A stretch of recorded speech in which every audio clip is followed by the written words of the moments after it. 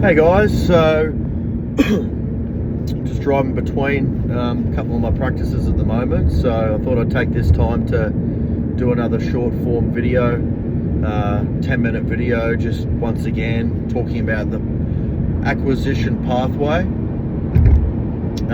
So we discussed last week about getting your dream team and stuff like that, and we can go into a bit more details there. But really the overall strategy is you're buying cash flow instead of doing a scratch start business. And banks like cash flow, they like existing businesses because there's security in it. Doing scratch start businesses is a lot more risk. They like to see 2 to 3 years financials with financials with an accompanying tax return, and then it's an asset. It's a cash flowing generating asset.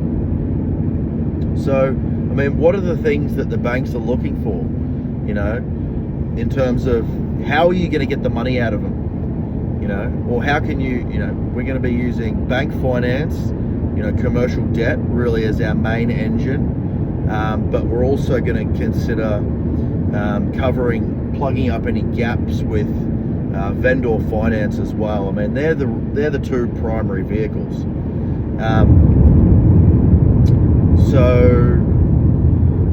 Look, the banks want to know that you can take it over. They want to know that you can take it over and manage it and not turn it into a dog's breakfast. And I've done that personally. I've dog's breakfast one deal, which did haunt us for a while, but it's not the end of the world.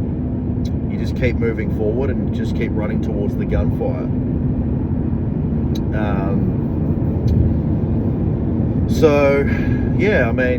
You want, after you've created your dream team, and you've got your chairman and you've got your accountant and your legal counsel and your industry expert, you've assembled a team of directors, and I've got the scripts and everything like that you can use to approach these people. They want experience doing, you want to get people that have got experience doing deals. They've been across deals, ideally multiple deals, and you want to get them on board, and you want to tell them what the goal is from day one. If your goal is just to buy one business, then so be it. But where you're going to make your real money in doing a roll-up, mergers and acquisition, and a strategic exit, you're going to be making your money on the exit. Let's say a business is doing $1 million in revenue and it's doing $200,000 in EBITDA, which is tax before profit and interest. Then the business alone is worth, let's say, market values are 3 times EBITDA. Let's say, and each industry is different. Depending on the industry, companies are valued at different multiples of EBITDA, or multiples of, an easy way to say it is just multiples of profit. Well, let's say, for example, your industry that you've picked, the valuations come at a 3 times multiple. Well, then that $200,000 profit business is worth $600,000. But if you buy 10 or 20 or 50 or 100 businesses, that valuation comes at a lot higher, because you've done all the hard work to buy them and consolidate them and build them up. So you make money on the spread. So let's say you buy at a 3 times multiple and you sell at peak of the market, you could be looking at up to a 15 times multiple. 5, 10, 15 times. You're going to make 12 times EBITDA on the exit if you build up to enough revenue where you're considered a medium to a large business. It's no longer a small business.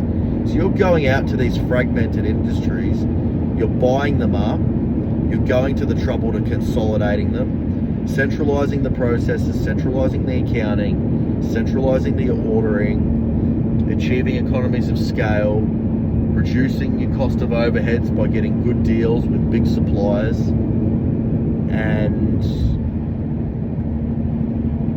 you're going to increase the profitability there through good management. And that's why, if you don't have any experience running the industry, you need to have someone in the industry that does have experience. And you're going to be getting paid last, but you will be getting paid most. And they're the magic words. That's the words I've used to my board many times. Everyone gets fed first. That's fine. Make sure everyone's paid. Make sure the lawyers, everyone, landlords, suppliers, legals, accounting, tax office. But you'll be getting paid most. This game is not for everyone. This game, if you have to sit there and I have to try and motivate you to go out and buy businesses, you need to just shut this off now and stop listening and leave. Don't do it. There needs to be a part of you that sets your goals big, and you're not going to settle for anything less. And by hell or high water, you will achieve that massive goal. And in my opinion, this is probably the most high percentage way to become at least a centimillionaire, and even a billionaire, is through M&A roll-up. So the chances of you doing that, running your own small business or inventing something, is just so much lower, or passively investing. We're looking for massive returns here, but it requires massive amounts of courage, massive amounts of risk. You need to have the ability to handle pressure. You just need to want it so bad, and they're just absolute prerequisites for your mindset to be able to do this kind of stuff. So, after let's say you put your board together now. Now you want to go, before you even start looking for available deals on the market, and there's many. 80% of businesses, 90% of businesses don't even sell. They can't sell. They don't have a succession plan. There's plenty of businesses on the market. But before you even get to that point, you need to get the money first. Well, you need to make sure the money's available. So you want to be contacting every single bank, domestic and international banks. And a lot of the international banks have local branches in the country. And I've got a series of questions and a series of templates. Yes, you want to organize interviews with all of them. Yes, you're going to have to wear a suit. You can do a lot of things over Zoom these days, but face-to-face is ideal, depending on what you're situated. But before you even approach the bank, you've got to have your team together with a profile. You've got to have a company profile, what you're looking to do, what you're setting out to do. And,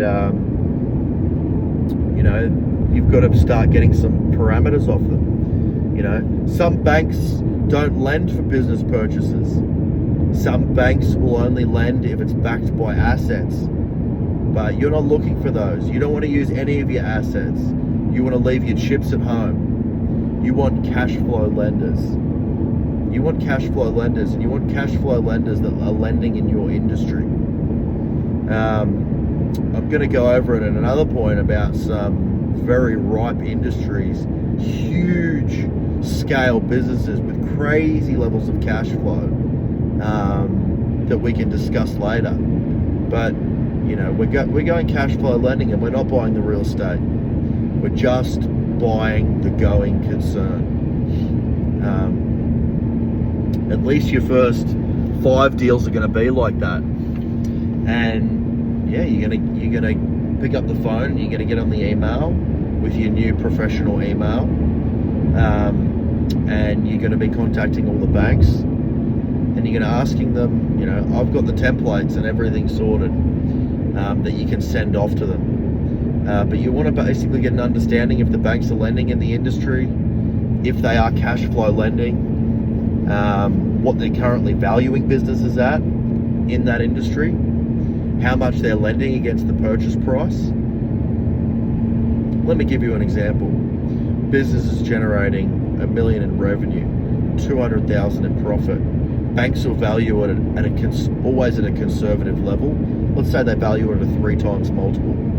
So they deem that business to be valued at $600,000. They might lend 100%. You should always ask for 110%. And you should always be looking to get a line of credit and working capital loan as part of the funding. But they might not do that. You always ask for more. And they might only lend against 80% of that 600,000. So that's like 480. They might only give you 480,000 for that business. Or it might only be 60% or 70%. So you've just got to get an idea about who's funding, who can you get money out of, because then you're going to use that framework as a basis to go out and negotiate deals, locate deals, qualify the deals, make an offer for those deals. So, and with those banks, you want to have it in writing what they're lending out at. You got to watch out a lot of these banks. You'll get on the phone, you'll pick up the phone to a lot of them will say, yeah, we can lend. But you want to be talking to the butcher and not the apprentice. You want to talk to someone who's part of the credit approval team, ideally. Someone who sits there and underwrites the deals. So let's cap it off there. I hope that was informative today, and I'll do another short form video next week. It's good that you've taken at least the steps to find out whether acquisition is for you. It does generate an incredible payoff, and we'll talk more about the risks and stuff later. But I think it's the highest percentage way. I wouldn't be doing it if I didn't think it was the highest percentage way to achieving generational wealth. So until next time.